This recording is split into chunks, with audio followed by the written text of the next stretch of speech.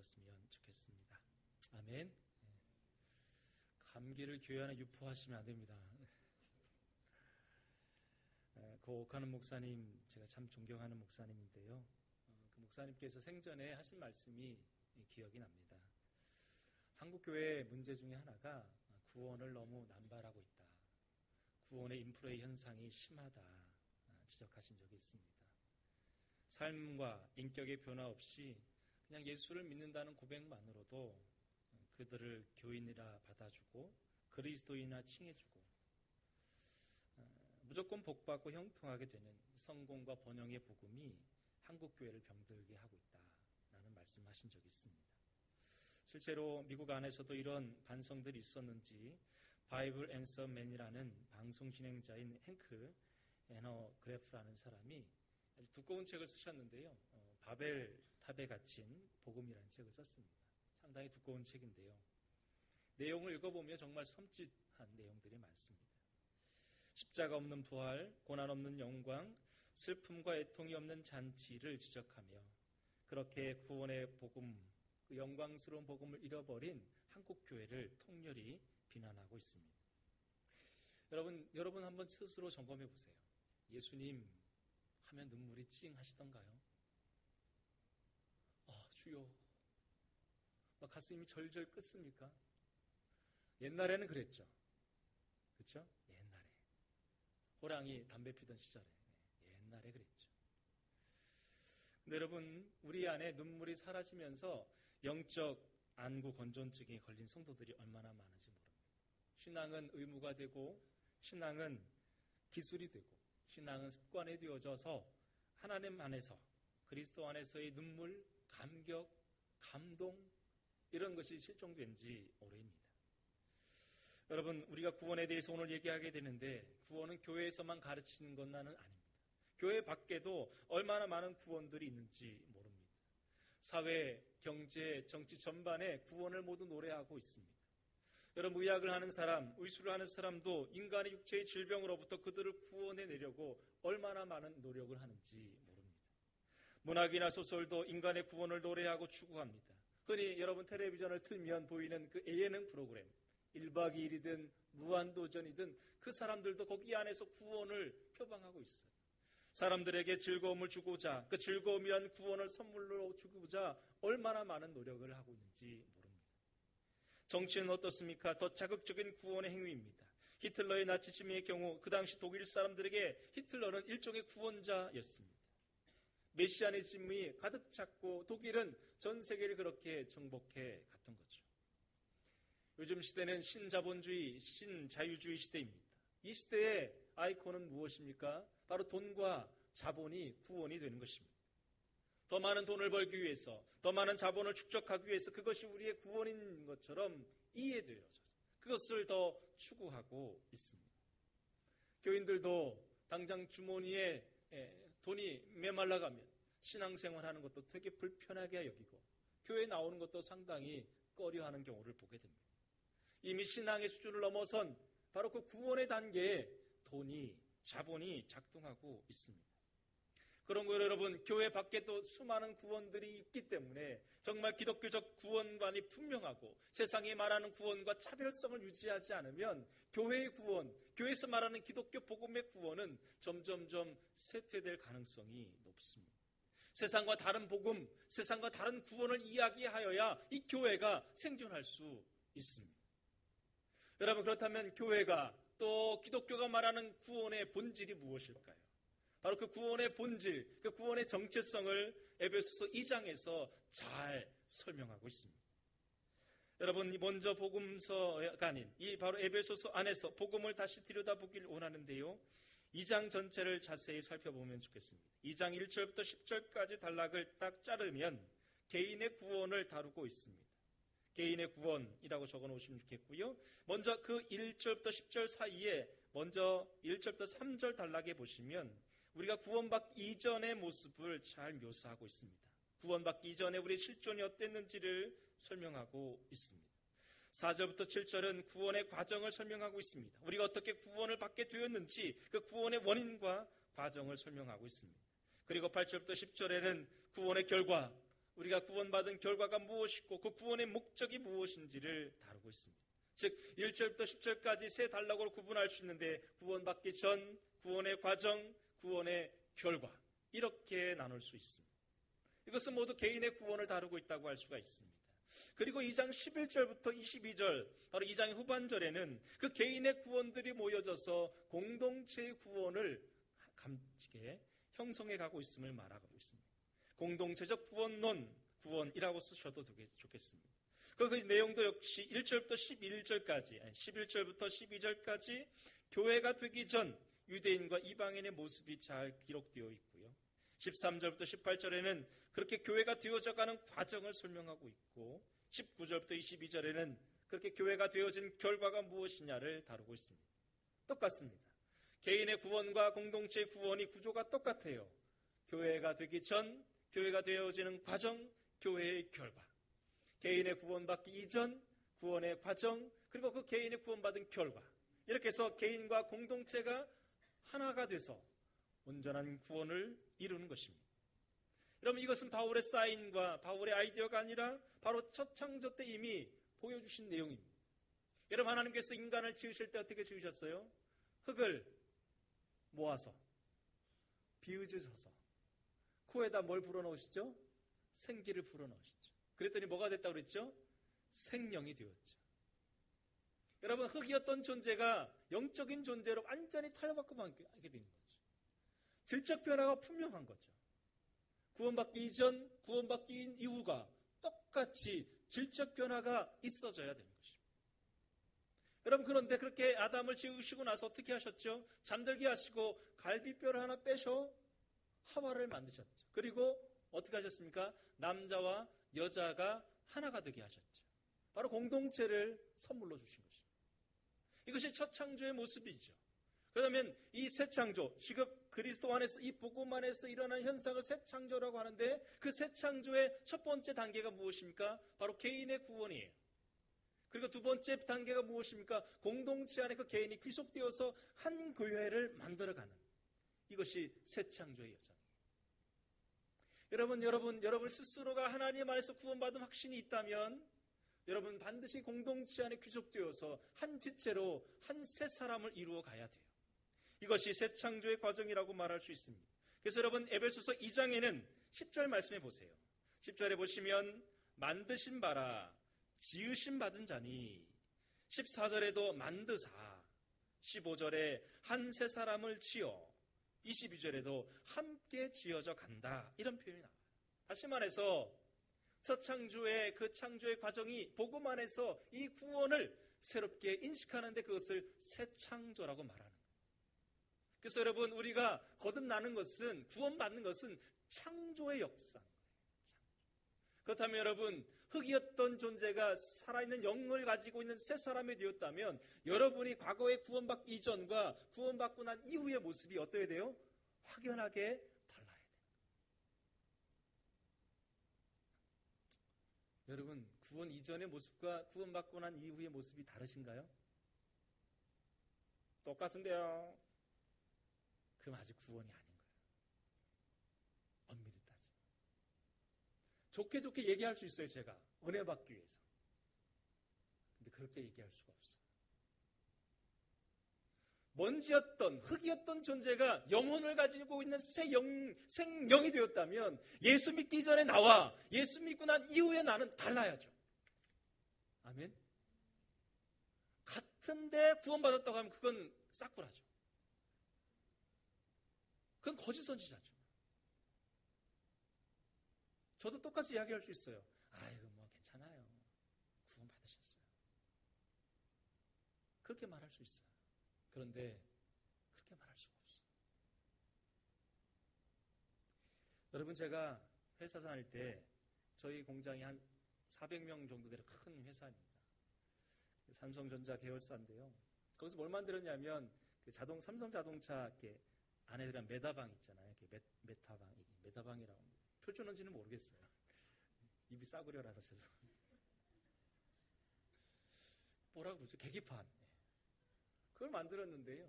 공장에 만들다 보니까 뭐 박스, 뭐 파지, 뭐 화장지, 또 직원들 쓰는 화장실, 그거 있잖아요. 화장지부터 해가지고 나오면은요 한 달 모으면 엄청나요. 그거를 주워가시는 그 재활용 업자가 있었어요. 그걸 갖다가 재직 공장이나 화장지 공장에 납품하시는 일을 하세요. 근데 여러분 생각해 보세요. 여러분 그 모여 있는 파지가요, 장난 아닙니다.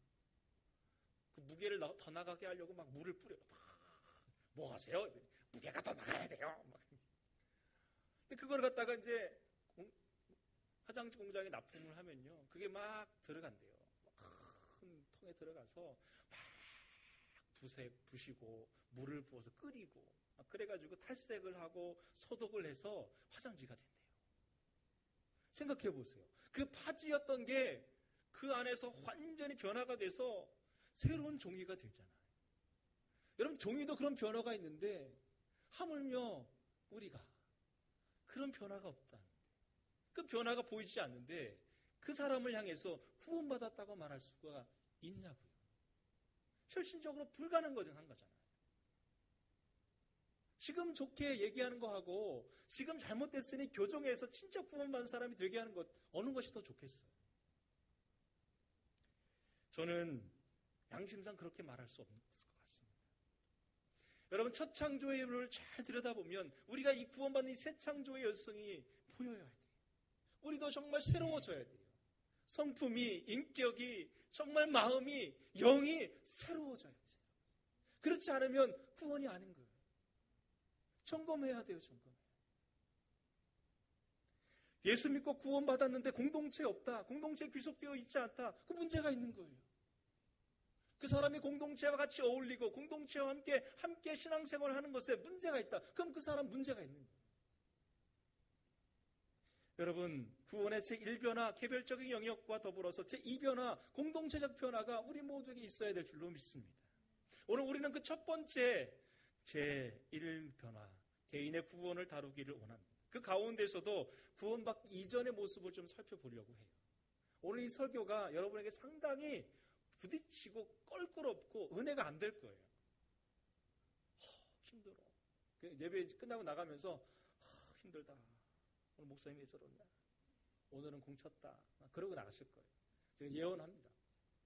그런데 그 중에는 정말 마음에 찔림이 있어서 이러면 안 되겠구나. 이런 분이 지난 1부 때 보니까 한 분 있더라고요. 저는 그 한 분을 위해서 오늘 설교합니다. 첫 번째, 우리가 이전의 모습이 어땠는가? 오늘 바울은 이렇게 말합니다. 1절 말씀을 읽어봅니다. 시작. 그는 허물과 죄로 죽었던 너희를 살리셨도다. 우리가 구원 이전의 모습이 어땠냐면 죽었던 존재라는 거예요. 죽었던 에다가 동그라미를 딱 하시면 좋아요. 여러분 여기 죽었다는 말이 무슨 뜻입니까? 여러분 우리가 예수 믿기 전에 죽었나요? 숨 쉬고 밥 먹고 일하고 결혼 생활 다 했어요. 그게 죽은 거 아니잖아요. 근데 바울이 여기서 죽었다는 말은 뭐예요? 영적으로 죽었다는 거예요. 하나님을 모르고 하나님을 인식하지 못하고 하나님을 찾지도 않고 하나님께 기도하지도 않고 하나님과 교제와 소통이 없는 상태, 영적 단절의 상태를 죽었다라고 말하는 거예요. 그런데 왜 죽었냐면 그 이유가 허물과 죄가 있어서 그렇다는 거예요. 허물과 죄. 이 허물이라는 말은 거짓됨 혹은 경계선을 넘어섰다. 죄라는 말은 하마르티아스, 즉 표적에서 빗겨났다, 그런 뜻이에요. 다시 말해서 성경에서 말하는 허물과 죄는 윤리적이고 도덕적인 죄가를 넘어서 하나님으로부터 벗어나 있는 상태, 하나님께 집중되어져 있지 않는 상태를 죄라고 말하는 거예요. 그가 아무리 선하고 의롭고 윤리도덕적으로 탁월해도 하나님을 모르면 그것을 뭐라고 말하냐면 죄라고 말하는 거예요. 여러분 그래서 이 허물과 죄는 같은 말이에요. 같은 말. 첫사람 아담이 죄를 지어 하나님으로부터 멀어지고 에덴에서 쫓겨나고 하나님과 관계가 단절되어져 그 세상 안에 죽음이 들어왔죠. 그래서 하나님으로부터 벌어진 모든 죄인은 그 단절된 상태, 영적 죽음의 상태를 모두 경험하고 있는 거죠. 허물과 죄로 죽었던 인생들이 만드는 세상이 그게 유토피아가 될 수 없죠. 천국이 될 수 없어요. 죽은 사람들의 모임, 죽은 사람들의 공동체를 만들 뿐이죠. 그래서 여러분 너무 정치인들에게 기대를 하지 마세요. 죽은 사람들이 만드는 유토피아가 별것 있겠어요? 소망이 없는 거예요. 자, 이제 그들이 만들어낸 세상 안에서 우리는 어떻게 살았는지를 잘 들여다보세요. 그 거짓 유토피아 안에서 우리가 어떻게 살았는지, 예수 믿기 전에 우리의 실존을 사도 바울이 세 가지 따름으로 표현하고 있어요. 첫 번째는 세상과의 관계 안에서 우리는 세상의 풍속을 따랐다고 2절에 말하고 있습니다. 2절 말씀을 읽어보겠습니다. 시작.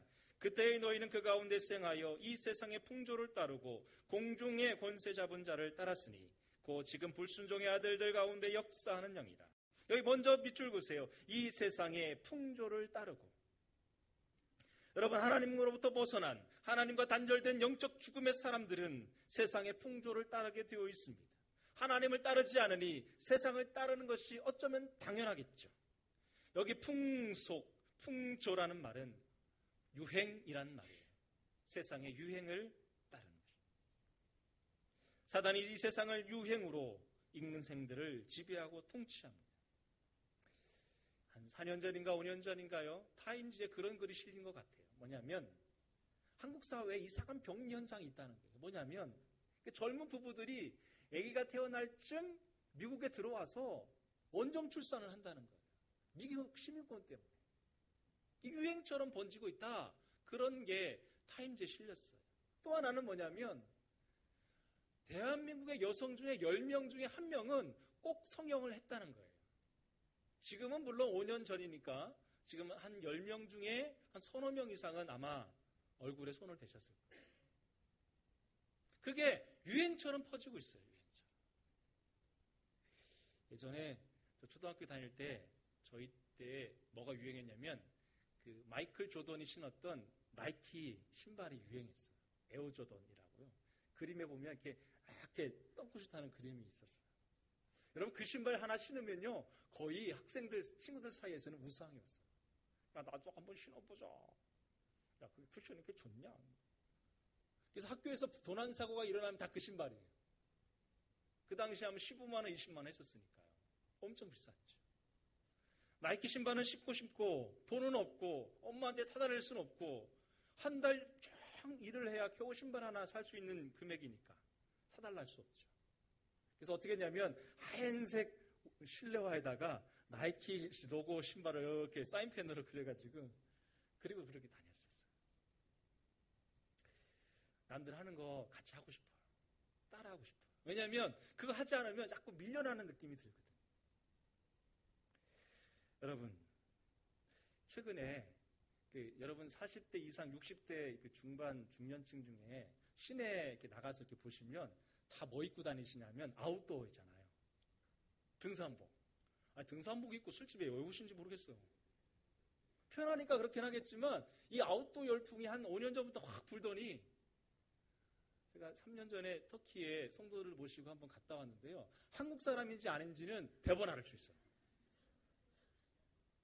성지순례를 해 오르셨는데 다 등산복 입고 오신 거예요. 그러니까 딱 보면 한국 사람이구나 알 수 있어요.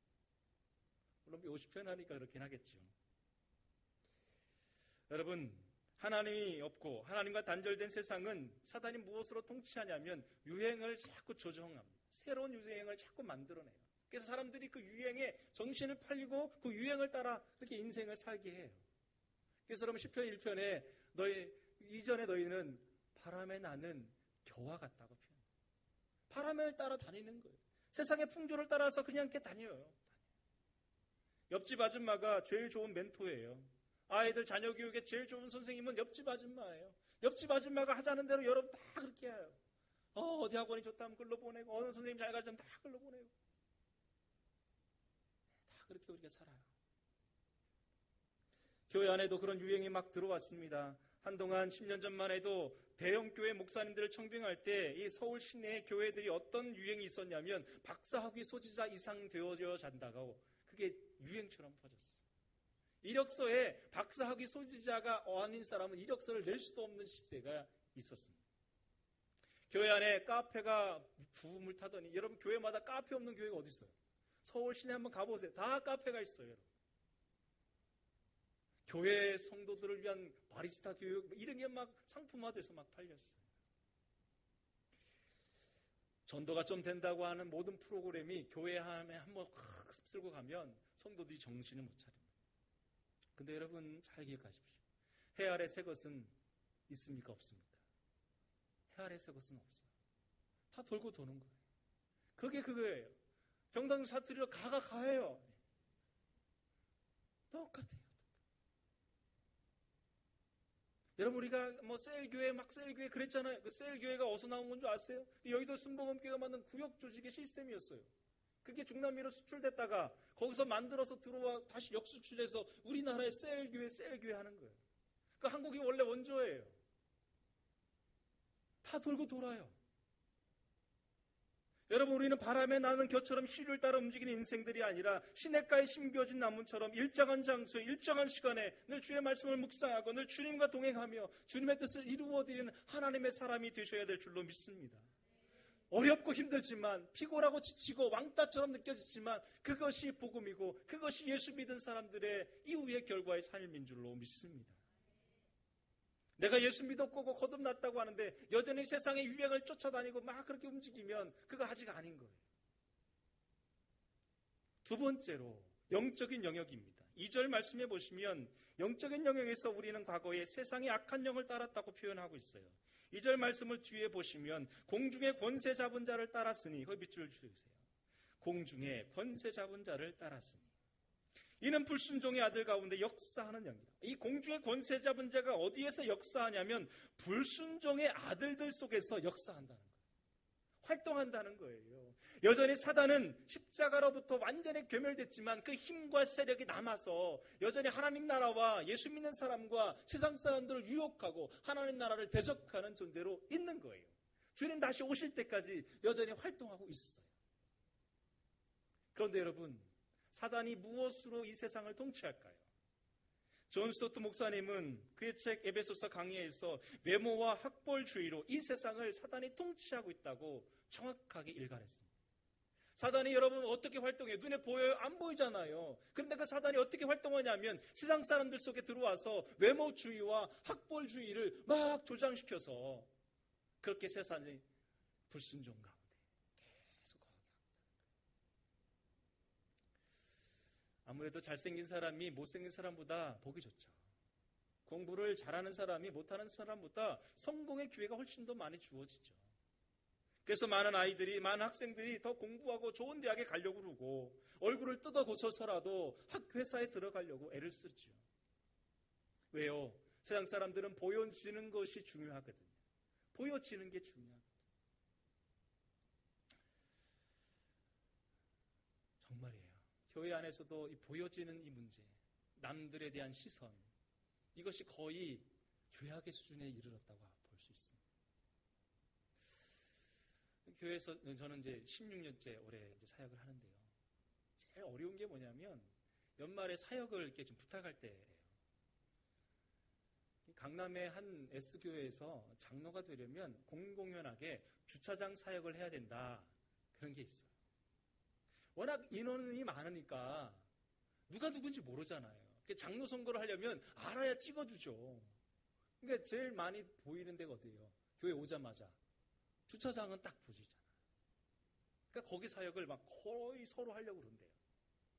그런데 저 지하실 꼴방에 저 교회 한복판에 있는 그 교육부서, 유치부, 아동부, 제일 많아지는 데는 청소년부, 교사, 사람들 인기 없어요.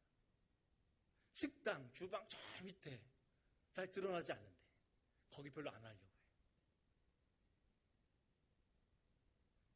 여러분, 보여지는 게 중요한 시대에 성도들 안에도 이미 그게 다 오염돼서 남에게 보여지는 거, 남의 시선, 남의 인정, 그것이 우리의 신앙을 좌지우지해요. 좀 뭐 이렇게 부탁하면 아유 잘 못해서요. 근데 그 못해서의 마음속에는 뭐냐면 내가 못하면 다른 사람이 나를 어떻게 볼까? 이게 깔려 있는 거예요. 하나님의 말씀, 하나님의 명령, 하나님의 순종보다는 타인의 시선, 타인의 관점, 타인의 지적이 훨씬 더 강하게 역사하죠. 교회 안에도 외모와 학벌주의가 팽배하고 있습니다. 보여지는 것이 여전히 보여지는 것이 문제입니다. 교회가 지역을 섬기는 것도 조용히 섬기지 않고 소문 다 내요. 다 내요. 보여지는 게 참 중요해요. 그런데 주님이 뭐라고 말씀하십니까? 사무엘상 16장에서 사람을 외모를 보거니와 나 여호와는 뭘 본다고요? 중심을 보신다. 예수님 마태복음 6장에서 사람에게 보이려고 하지 마라. 하늘에 상이 없다. 야고보서 2장 1절은 사람을 외모로 취하지 마라.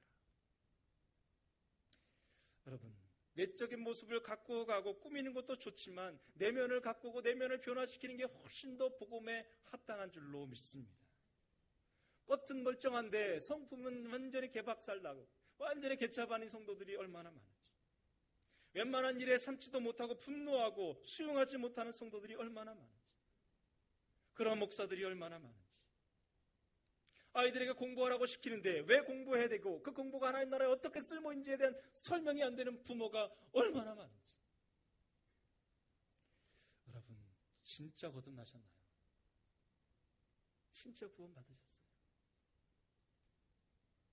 세 번째로, 사람과의 관계 안에서 우리는 세상의 욕심을 따라 살아간다고 말하고 있습니다.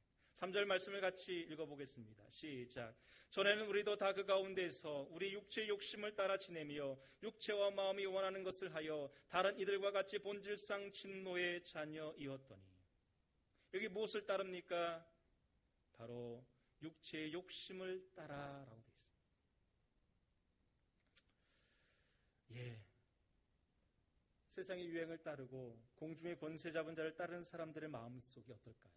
그것은 욕심이 있는 거죠. 탐욕이 있는 거죠. 그래서 사도 바울은 탐심이 곧 우상숭배라고 일갈했던 거죠. 오늘 바울은 아주 강력하게 말합니다. 이런 것들은 다 본질상 진노의 자녀라고 말합니다.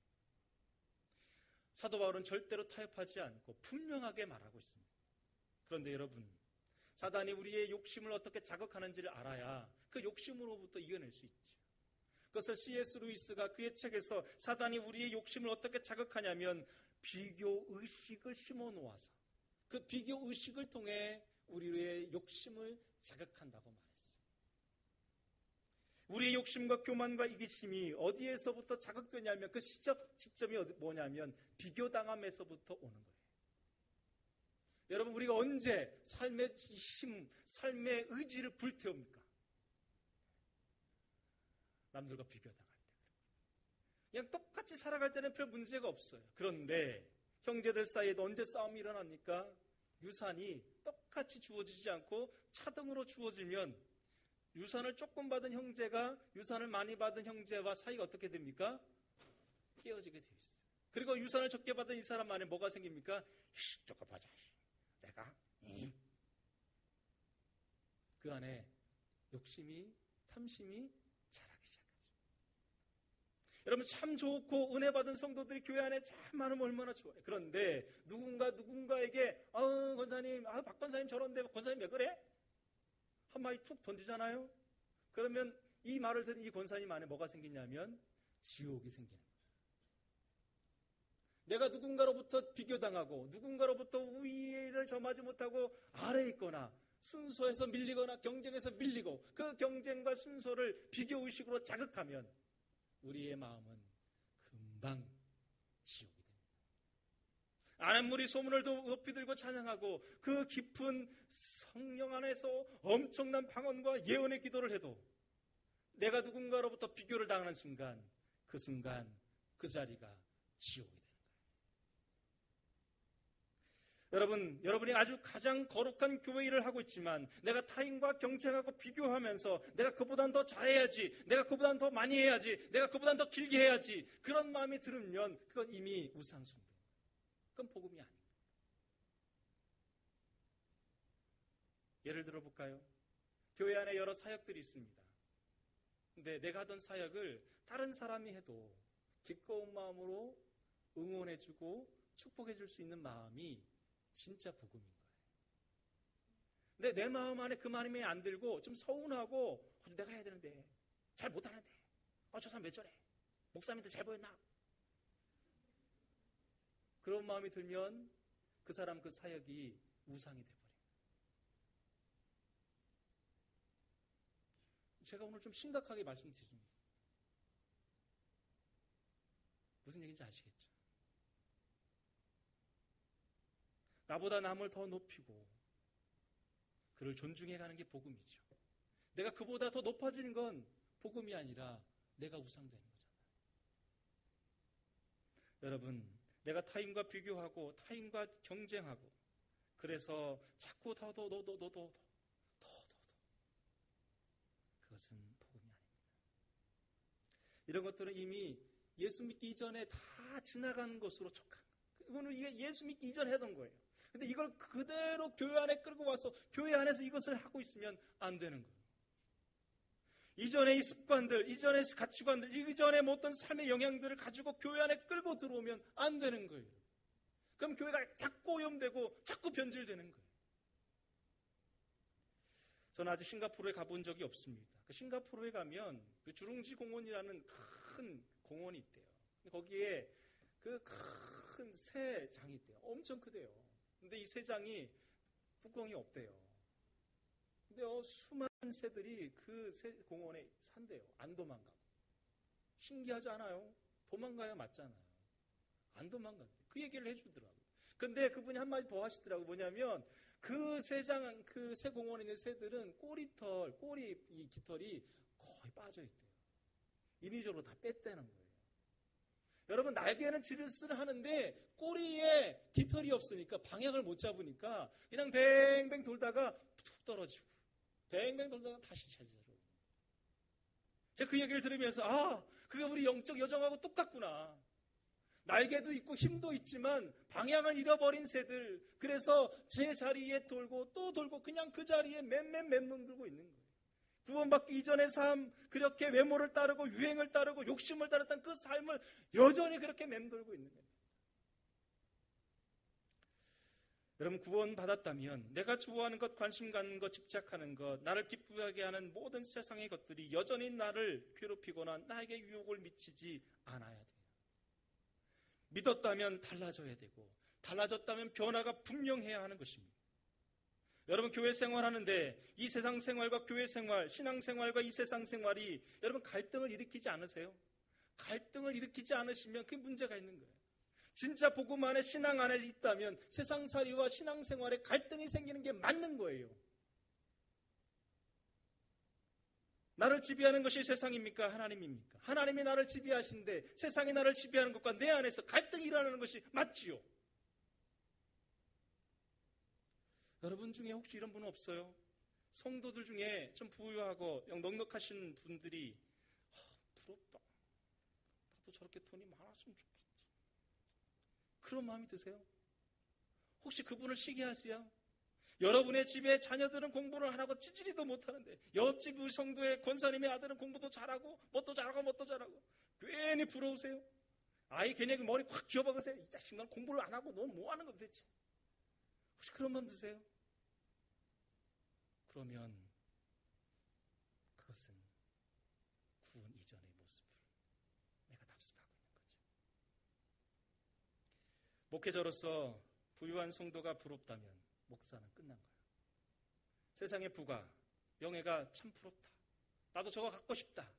그런 마음이 들면 그 목사는 끝난 거예요.